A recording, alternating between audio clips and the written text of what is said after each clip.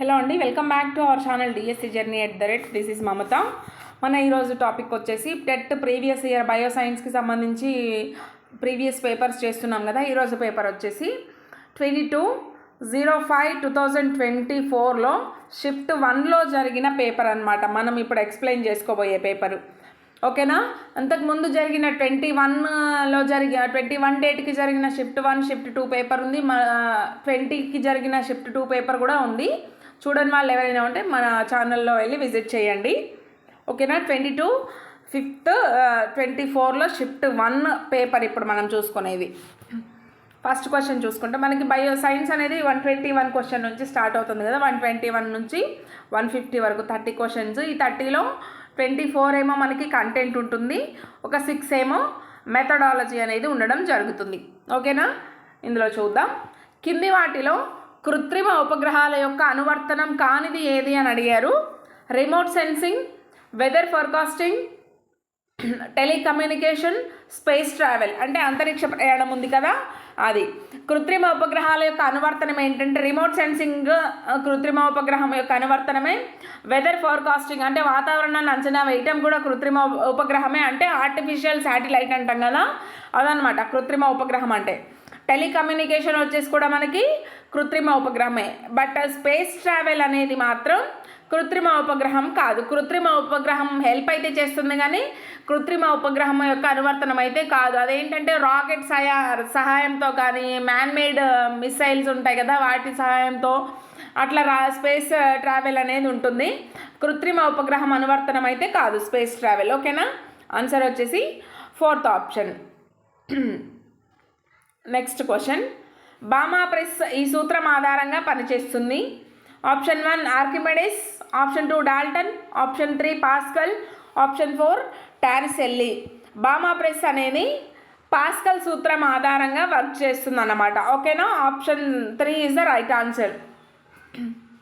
కింది వాటిలో సాంద్రత మరియు పీడనం ఎక్కువగా ఉండే ప్రాంతాలు ఏమిటి? సంపీడనాలు మరియు శృంగాలు, విరళీకరణాలు మరియు ద్రోణులు, శృంగాలు మరియు ద్రోణులు, సంపీడనాలు మరియు విరళీకరణాలు. రైట్ ఆన్సర్ వచ్చేసి మనకి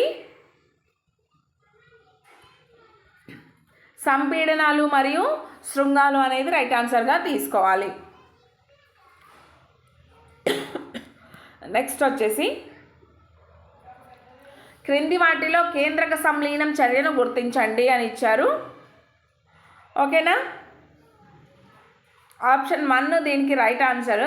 నేను బయో బ్యాక్గ్రౌండ్ అనమాట, నాకు కెమిస్ట్రీ పెద్దగా అంటే మామూలుగా వచ్చు కానీ అన్నీ రావు, ఓకేనా. ఆప్షన్ 1 దీనికైతే రైట్ ఆన్సర్. నెక్స్ట్ వచ్చేసి క్రింది వాటిలో ఓం నియమం వేటికి వర్తిస్తుంది అని అడిగారు. లోహవాహకాలు, వాయువాహకాలు, అర్ధవాహకాలు, బంధకాలు, ఓకేనా. ఓం నియమం వచ్చేసి లోహవాహకాలకు వర్తిస్తుందన్నమాట, ఓకేనా. ఈ మూడింటికి ఓం నియమం అనేది అర్ధవాహకాలకు కానీ, వాయువాహకాలకు కానీ, బంధకాలకు కానీ ఓం నియమం అనేది వర్తించదు. నెక్స్ట్ వచ్చేసి భస్మీకరణం జరుగుతున్నప్పుడు అంటే ఏది దేనిగా మార్చబడుతుందని క్వశ్చన్ ఇచ్చారు.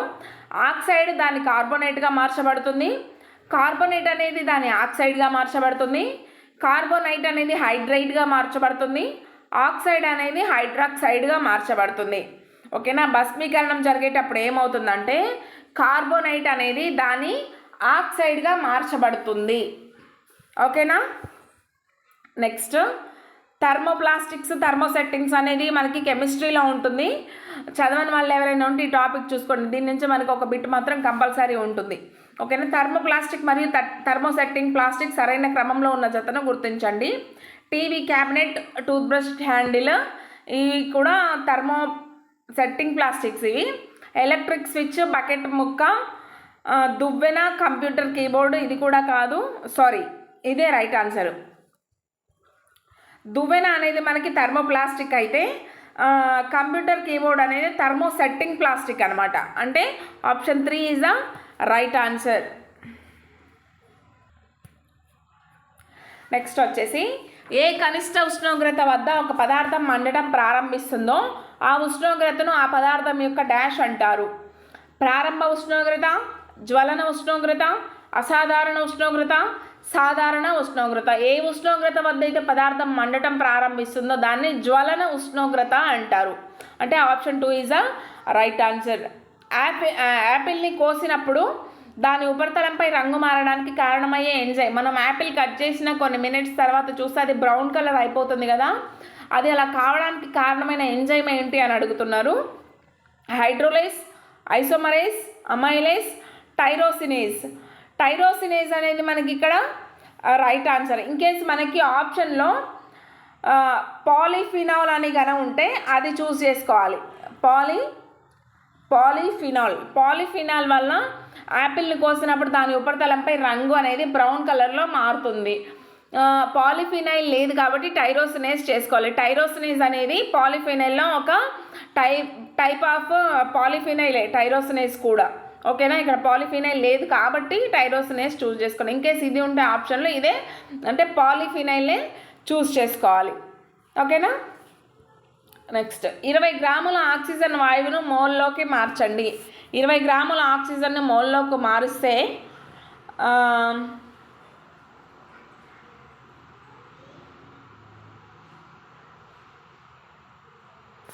ఎలా మార్చాలంటే ఇది 20 గ్రామ్స్ ఆక్సిజన్ కదా, 20 గ్రామ్స్ ఆక్సిజన్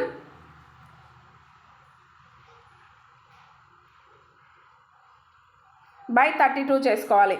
అట్లయితే ఈ ఆన్సర్ వస్తుంది అనమాట 625 మోల్స్. ఓకేనా, option 2 is the right answer.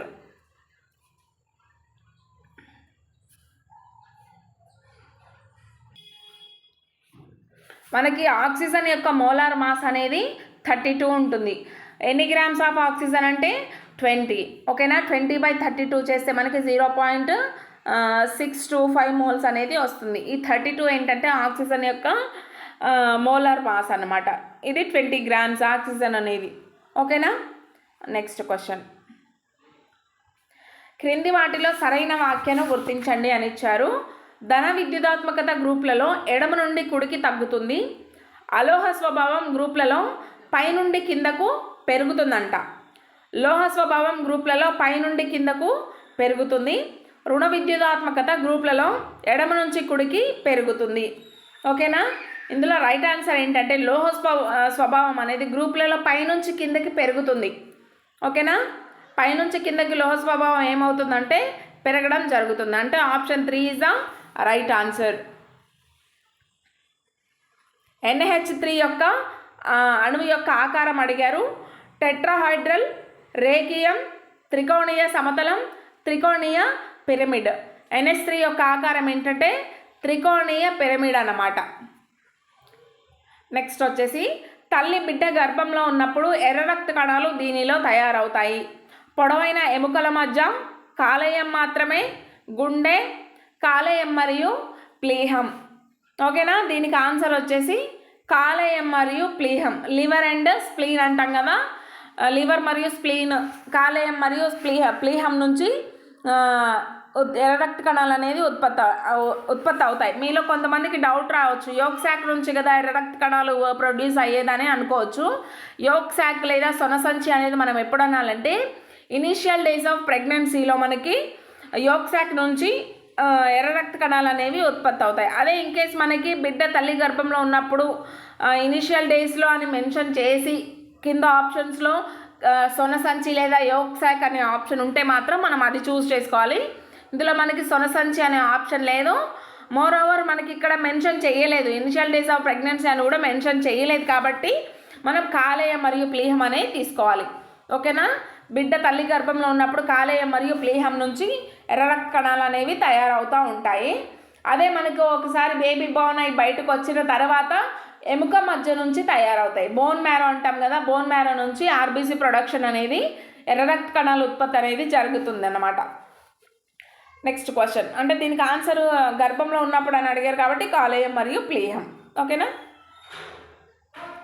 సొనసంచి అని దీనికి ఆన్సర్ సొనసంచి అవ్వచ్చు కదా అని ఎవరికైనా డౌట్ ఉంటే మాత్రం వాళ్ళ కోసం ఎక్స్ప్లెయిన్ చేస్తున్నాం. ఇనీషియల్ డేస్ ఆఫ్ ప్రెగ్నెన్సీలో మనకి సొనసంచి నుంచి ఎర్ర రక్త కణాలు ప్రొడ్యూస్ అవుతాయి. ఇన్ కేస్ మనకి ఇనీషియల్ డేస్ ఆఫ్ ప్రెగ్నెన్సీ ముందు ప్రెగ్నెన్సీ స్టార్టింగ్ డేస్లో అని కానీ అడిగినట్లయితే క్వశ్చన్ అట్లా అడగాలి, ఆప్షన్స్లో కూడా సొనసంచి ఉండాలి, ఉంటే అది చూస్ చేసుకోవచ్చు. మనకి ఇక్కడ ఎక్కడ ఇనిషియల్ అని మెన్షన్ చేయలేదు, ఆప్షన్స్లో కూడా సొనసంచి లేదు కాబట్టి ఇది చూస్ చేసుకున్నాం అనమాట. కాలేయం మరియు ప్లీహమే ఎర్ర రక్త కణాలను ఉత్పత్తి చేస్తుంది. నెక్స్ట్ క్వశ్చన్ వచ్చేసి ఈ మొక్క లేదా చెట్టు యొక్క విత్తన వ్యాప్తి గాలి ద్వారా జరగదు అని అడిగారు. అంటే మనకి నెగటివ్ షేడ్లో క్వశ్చన్ ఉంది, జరగదు, జరుగుతుంది, అయినది, కానిది, కరెక్ట్, ఇన్కరెక్ట్, ఇట్లాంటి వాటి దగ్గర మనం బిట్స్ ఎక్కువ పోగొడుతూ ఉంటాం కదా. ఎగ్జామ్ రాసే టెన్షన్లో చూసుకోము, మొత్తం చూసుకోకుండా ఈ మొక్క చెట్టు గాలి విత్తన వ్యాప్తి ద్వారా జరిగేది అన్నట్లు చదువుతాం మనం. ఓకేనా? అట్లా ఇక్కడ జరగదు అని ఉంది, చూసుకోండి. జామ, పాలపిండి, డాండెలన్, ట్రైడాక్స్. ఆన్సర్ వచ్చేసి జామ చెట్టు యొక్క విత్తన వ్యాప్తి అనేది గాలి ద్వారా జరగదు. ఓకేనా? క్రింది వాటిలో ఎండోక్రైన్ గ్రంథిని గుర్తించండి. క్షీర గ్రంథులు, కాలేయం, అధివృక్క గ్రంథి, సెబేషియస్ గ్రంథి. మనకి గ్రంథులు రెండు ఉంటాయి కదా, endocrine glands, exocrine glands. Endocrine glands మరియు ఎగ్జోక్రైన్ గ్లాండ్స్ అనేవి రెండు ఉంటాయి. ఎండోక్రైన్ అంటే వినాళ గ్రంథులు, నాళ గ్రంథులు అంటాం తెలుగులో. వినాళ గ్రంథులు అంటే వాటి స్రావాలను నాళాలలో కాకుండా డైరెక్ట్ బ్లడ్లోకి రిలీజ్ చేస్తాయి. వాటికి నాళాలు అనేవి ఉండవు, వాటి యొక్క స్రావాలను వచ్చేసి డైరెక్ట్ బ్లడ్లోకే రిలీజ్ చేస్తాయి. వాటిని వినాళ గ్రంథులు అని అంటాం. ఓకేనా? నెక్స్ట్ వచ్చేసి నాళ గ్రంథులు అంటే వాటి స్రావాలను నాళాలలో స్రవించి ఆ నాళాల ద్వారా బ్లడ్లో కలుపుతాయన్నమాట. వాటిని నాళ గ్రంథులు, వినాళ గ్రంథులు, నాళ గ్రంథులు అంటాం. Endocrine glands, exocrine glands. మనకి ఇక్కడ ఎండోక్రైన్ గ్రంథిని గుర్తించండి అని అడిగారు కాబట్టి అధివృక్క గ్రంథి అనేది ఎండోక్రైన్ గ్రంథి. మిగిలిన మూడు కూడా ఎగ్జోక్రైన్ గ్లాండ్స్ అనమాట. క్షీర గ్రంథి కావచ్చు, కాలేయం కావచ్చు, సెబేషియస్ గ్లాండ్ కావచ్చు, ఇవన్నీ ఎగ్జోక్రైన్ గ్లాండ్స్ అనమాట. అధివృక్క గ్రంథి ఒక్కటే ఎండోక్రైన్ గ్లాండ్. నెక్స్ట్, స్త్రీ పునరుత్పత్తి వ్యవస్థ యొక్క అండాశయాలలో అండాలు అభివృద్ధి చెందే సెల్యులార్ బుడగ వంటి చిన్న నిర్మాణాలు ఏంటి అని అడిగారు. ఫాలోపియన్ నాళాలు, గ్రాఫియన్ ఫాలికిల్స్, ఎండోమెట్రియం, అండవాహిక. ఓకేనా? మనకి ఫాలోపియన్ ట్యూబ్ అంటే స్త్రీ ప్రత్యుత్పత్తి వ్యవస్థ ఈ విధంగా ఉంటుంది కదా.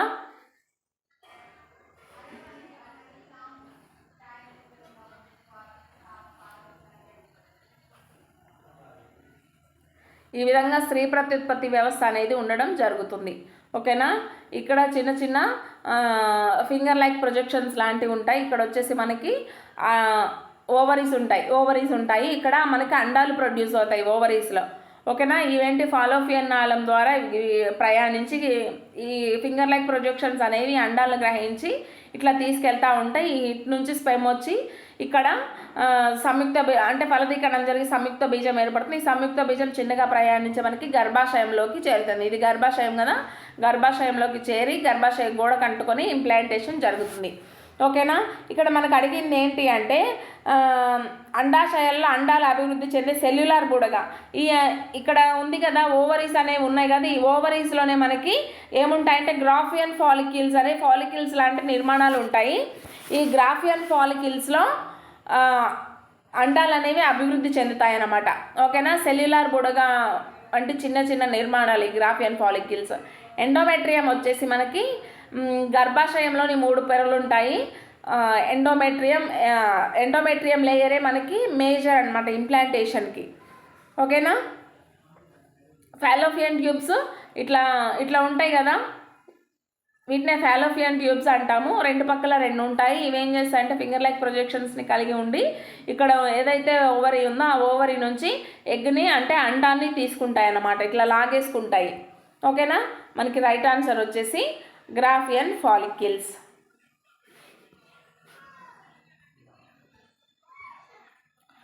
నెక్స్ట్ క్వశ్చన్ వచ్చేసి ఫలదీకరణం చెందని గ్యామిట్స్ నుండి నేరుగా యువజీవులు అభివృద్ధి చెందే ప్రక్రియను ఏమంటారని అడిగారు. పార్థినోకార్పీ, బడ్డింగ్, పునరుత్పత్తి, పార్థినోజెనెసిస్. ఓకేనా? పార్థినోకార్పీ అంటే ఫలదీకరణం చెందని అండాల నుంచి నేరుగా ఫలాలు ఏర్పడితే పార్థినోకార్పీ అంటారు. ఓకేనా? ఫ్రూట్స్ ఏర్పడతాయి ఇవి. బడ్డింగ్ వచ్చేసి మనకి ఏదైనా మొక్క, బడ్డింగ్ అంటే ఏదైనా మొక్కకి చిన్న చిన్న కొమ్మలు ఇట్లా బడ్డింగ్ ఉంటాయి కదా, అంటే బడ్డింగ్ అంటు కట్టడం అట్లా అవన్నీ పద్ధతులు ఉన్నాయి కదా. కూరగాయలు లాంటివి ఉంటే వాటి నుంచి పూర్తి మొక్క ఏర్పడితే దాన్ని బడ్డింగ్ అంటారు. నెక్స్ట్ వచ్చేసి పునరుత్పత్తి అంటే రీజనరేషన్. ఏదైనా అవయవం కోల్పోతే మళ్ళీ అది పునరుత్పత్తి జరిగి ఏర్పడితే దాన్ని పునరుత్పత్తి అంటారు. లైక్ మనకి బల్లి తోక ఊడిపోయింది అనుకోండి, ఏదైనా ప్రమాదం వల్ల మళ్ళీ తోక మొత్తం ఏర్పడుతుంది, దాన్ని రీజనరేషన్ అని కూడా అంటారు. ఓకేనా, రీజనరేషన్ లేదా పునరుత్పత్తి. నెక్స్ట్ వచ్చేసి పార్థినోజెనెసిస్. ఫలదీకరణం చెందని గ్యామెట్స్ నుంచి నేరుగా యువజీవుల అభివృద్ధి చెందడాన్నే పార్థినోజెనెసిస్ అంటారు. మనకి రైట్ ఆన్సర్ వచ్చేసి పార్థినోజెనెసిస్. నెక్స్ట్ క్వశ్చన్, ఎముక ఒక బంధన కణజాలం డాష్ అని పిలువబడే మరొక బంధన కణజాలం ద్వారా రెండు ఎముకలు ఒకదానితో ఒకటి అనుసంధానించబడతాయి. ఒక ఎముక ఉంది ఇక్కడ, ఓకేనా, ఒక ఎముక మరొక ఎముకతో దేనితో బంధించబడి ఇక్కడ ఒక ఎముక ఉందనుకోండి, ఈ ఎముక మరో ఎముకతో దేనితో బంధించబడి ఉంటుందంటే ఇక్కడ మధ్యలో ఉండేది ఏంటి అంటే లిగమెంట్ అన్నమాట. ఓకేనా, లిగమెంట్. రైట్ ఆన్సర్ వచ్చేసి మనకి లిగమెంట్. మృదులాస్థి అంటే మనకి ముక్కు టిప్ ఆఫ్ ద నోస్ అంటాం కదా, ముక్కు చివర భాగాలు కానీ మన చెవు డొప్పలు కానీ ఇవన్నీ మృదులాస్థితో తయారైనవి. ఇంకా మజిలను బోను, ఇక్కడ ఒక బోన్ ఉంది, అది మజిల్తో అటాచ్ అవ్వద్దు. ఇక్కడ మజిల్ ఉంటుంది కదా, ఆ మజిల్తో బోన్ ఎలా అటాచ్ అవుతుందంటే టెండాన్ అనే నిర్మాణం ద్వారా అటాచ్ అయి ఉంటుందన్నమాట. ఓకేనా, బోన్ అటాచ్ అయ్యే దేని ద్వారా అంటే లిగమెంట్ ద్వారా. మనకి క్వశ్చన్ అడిగింది బోన్ ఎముకతో దేనితో అటాచ్ అవుతుందని అడిగారు, లిగమెంట్ ఆన్సర్. ఇన్కేస్ మనకి ఎముక కండరంతో దేనితో అటాచ్ అయి ఉంటుంది అంటే కనుక టెండాన్ అని పెట్టాలి. ఓకేనా, టెండాన్ అనే బంధన కణజాలం ద్వారా ఎముక మరియు కండరాలు అనేవి బంధించబడతాయి. ఓకేనా, ప్లాస్మా అనేది ఇంకా మన బ్లడ్లో ఉంటుంది, దీనికి సంబంధం లేదు. మృదులాస్థి వచ్చేసి టిప్ ఆఫ్ ద నోస్ కానీ లేదంటే ఇయర్లో అంటే చెవుల డొప్పల్లో కానీ ఇది ఉంటుంది, మనం చూస్తూనే ఉంటాం. నెక్స్ట్ వచ్చేసి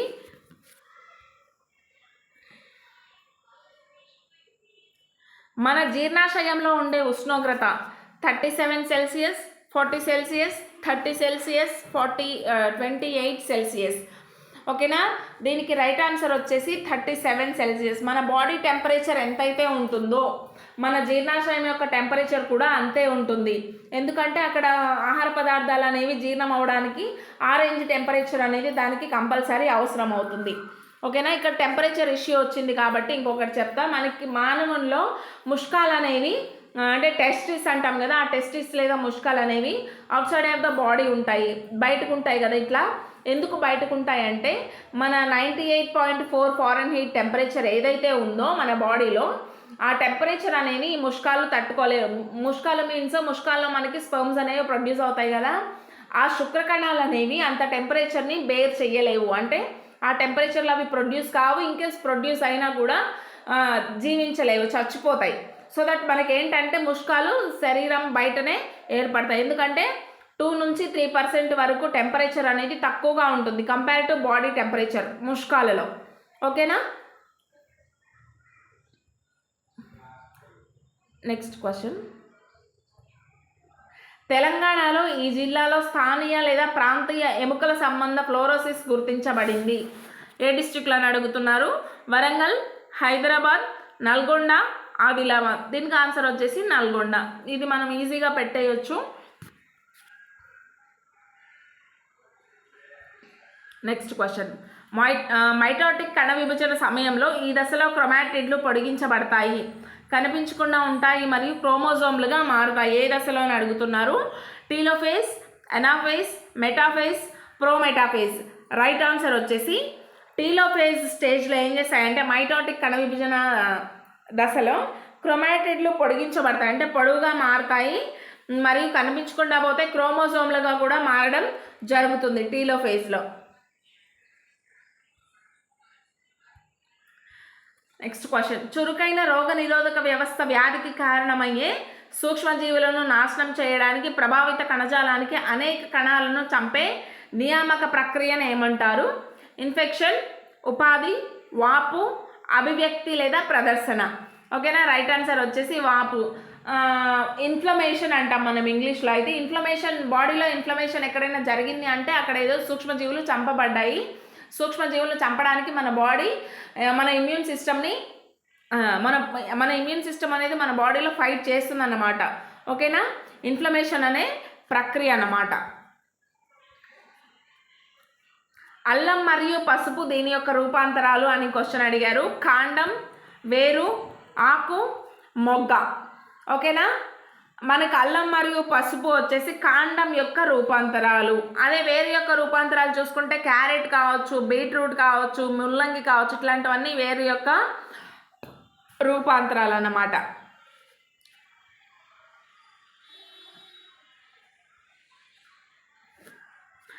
ఈ మొక్క లేదా చెట్టులో పీచు వేరు వ్యవస్థ కనిపిస్తుంది. రావి చెట్టు, గోధుమ, బొప్పాయి, దోస. ఓకేనా, గోధుమ మొక్కలో మనకి పీచు వేరు వ్యవస్థ కనిపిస్తుంది. గోధుమ కావచ్చు, లేదంటే చెరకు కావచ్చు, వీటన్నిటిలో కూడా పీచు వేరు వ్యవస్థనే కనిపిస్తుంది. ఇలా గోధుమ కర్రలు కానీ చెరుకు కర్రలు కానీ ఉంటాయి. వాటికి వేర్లు వచ్చేసి ఇట్లా పీచులాగా ఉంటాయి. అంటే ఇట్లా తీస్తే బయటకు వచ్చేలాగా అంత చిన్నగా ఉంటాయి అన్నమాట. దాన్నే పీచు వేరు వ్యవస్థ అని అంటాము. తల్లి వేరు వ్యవస్థ వచ్చేసి మనకి స్ట్రాంగ్గా పాతుకుపోయే వేరు వ్యవస్థ ఉంటుంది కదా. లైక్ ఎగ్జాంపుల్ రావి చెట్టు కానీ, బొప్పాయి కానీ, వీటన్నిటికీ కూడా తల్లి వేరు వ్యవస్థ ఉంటుంది. నెక్స్ట్ మనకి 145 క్వశ్చన్ నుంచి మెథడాలజీ క్వశ్చన్స్ స్టార్ట్ అవుతాయి. క్రింది వాటిలో వేటిని విద్యార్థుల అభ్యసనలో అభివృద్ధిని సూచించే సాక్ష్యాలను సేకరించి వారి తల్లిదండ్రులకు, సమాజానికి, సంబంధిత అధికారులకు తెలియజేయడానికి ఉపయోగించవచ్చును. ఆప్షన్ ఏ వచ్చేసి అభ్యసన సూచికలు, అభ్యసన అనుభవాలు, అభ్యసన ఫలితాలు, అభ్యసన లక్ష్యాలు. రైట్ ఆన్సర్ వచ్చేసి అభ్యసన సూచికలు. నెక్స్ట్ క్వశ్చన్, యూనిట్ పథకం రాసేటప్పుడు ఉపాధ్యాయుని నోట్స్ అనే శీర్షిక కింద ఈ సమాచారం రాయాలి. పీరియడ్స్ నంబర్, పీరియడ్ సంఖ్య, రిఫరెన్స్ పుస్తకాలు మరియు అదనపు సమాచారం, పాఠ్యబోధనలో ఎదురైన అనుభవాలు, సాధించాల్సిన విద్యా ప్రమాణాలు. యూనిట్ పథకం రాసేటప్పుడు ఉపాధ్యాయుని నోట్స్ అనే శీర్షికలో ఏ సమాచారం రాయాలంటే రిఫరెన్స్ బుక్స్ మరియు అడిషనల్ ఇన్ఫర్మేషన్, అంటే రిఫరెన్స్ పుస్తకాలు, అదనపు సమాచారం. ఓకేనా, ఇన్స్పైర్ యొక్క పూర్తి రూపం అంటే ఇన్స్పైర్ అబ్రివేషన్ అడిగారు. Inspiration in science pursuit for the innovative research, innovation in science project for the inspired research, innovation in science pursuit inspired research, inspiration in science project for innovative research. Right answer వచ్చేసి innovation in science pursuit inspired research అన్నమాట. మనకి abbreviations కూడా important, చూసుకోండి. 1 mark మాత్రం compulsory వస్తుంది abbreviations నుంచి. Lab మాన్యువల్కు అనుగుణంగా lab విధానాలను అనుసరించే విద్యార్థి ప్రవర్తన ఈ లక్ష్యానికి సంబంధించినది. గ్రహించడం, జ్ఞానం, ప్రతిస్పందించడం, విశ్లేషణ. రైట్ ఆన్సర్ వచ్చేసి ప్రతిస్పందించడం. నెక్స్ట్ క్వశ్చన్, విద్యా ప్రణాళిక యొక్క ఈ ఉపగమంలో ఒక కోర్సులోని అంశాలను వివిధ తరగతులలో క్రమానుగతంగా అమర్చబడతాయి. శీర్షిక ఉపగమం, కేంద్రీకృత ఉపగమం, యాదృచ్ఛిక ఉపగమం, నియంత్రిత ఉపగమం. రైట్ ఆన్సర్ వచ్చేసి కేంద్రీకృత ఉపగమం.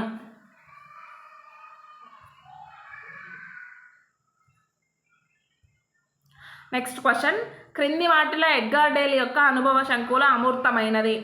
ఎడ్గార్ డేల్ అనుభవ శంకు లేకుండా మనకి బయోసైన్స్ పేపర్ అనేది ఉండదు. ఇట్లా ఉంటుంది కదా ఎడ్గార్ డేల్ అనుభవ శంకు అనేది. ఫస్ట్ వచ్చేసి పైకి వెళ్ళే కొద్దిగా మనకి అమూర్తత్వం పెరుగుతుంది, కిందకు వస్తుంటే మూర్తత్వం పెరుగుతుంది అన్నమాట. పైన చిట్ట చివరి ఏముంటాయి, శాబ్దిక ప్రమాణాలు ఉంటాయి. ఓకేనా, ఇన్కేస్ మీకు ఎవరికైనా ఎడ్గార్ డేల్ అనుభవ శంకు వీడియో కావాలి అంటే నాకు కామెంట్ సెక్షన్లో కామెంట్ చేయండి. నెక్స్ట్ అదే వీడియో పెడతా. ఇప్పుడు క్వశ్చన్లోకి వెళ్తే, కింది వాటిలో ఎడ్గార్ డేల్ అనుభవాల శంకులో ఎక్కువ అమూర్తమైనది ఏదని అడిగారు. శాబ్దిక సంకేతాలు, దృశ్య సంకేతాలు, ప్రదర్శన వస్తువులు, ప్రదర్శనలు. మనకి రైట్ ఆన్సర్ వచ్చేసి శాబ్దిక సంకేతాలు. ఇట్లా ఎడ్గార్ డేల్ అనుభవ శంకు ఉంటే ఎక్కడో పైన ఉంటుంది మనకి శాబ్దిక అనేది, శాబ్దిక అంశాలు, శాబ్దిక సంకేతాలు అనేవి పైన ఉండడం జరుగుతుంది. ఓకేనా, శంకులో ఎక్కువ అమూర్తమైనది వచ్చేసి మనకి శాబ్దిక సంకేతాలే. ఇది మనకి షిఫ్ట్ 1లో జరిగిన పేపర్ అన్నమాట. 22 5th 24లోని షిఫ్ట్ 1లో పేపరు. నెక్స్ట్ షిఫ్ట్ 2లో జరిగిన పేపర్ మళ్ళీ ఎక్స్ప్లెయిన్ చేసి వీడియో పోస్ట్ చేస్తాను.